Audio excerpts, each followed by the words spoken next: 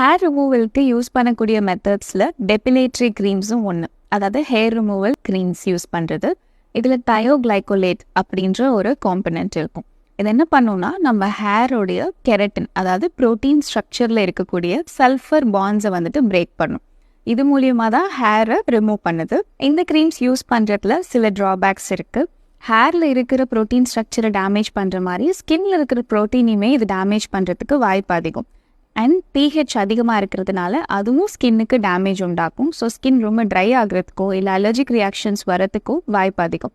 அதில் லேபிள் பண்ணியிருக்கிற instructions follow பண்ணாமல் கொஞ்சம் லாங்கர் டைம் ஸ்கின்ல அந்த க்ரீம் இருந்தாலுமே ஸ்கின் டேமேஜ் ஆகிறதுக்கு, சம்டைம்ஸ் மைல்ட் பர்ன்ஸ் ஆகிறதுக்கு கூட வாய்ப்பாக அமைஞ்சிடும். இது ஹேரோட டீப்பர் லெவலில் ஆக்ட் பண்ணாமல் இருக்கிறதுனால இதோட ரிசல்ட்ஸுமே வந்துட்டு ஷார்ட் டேர்மாக இருக்கும்.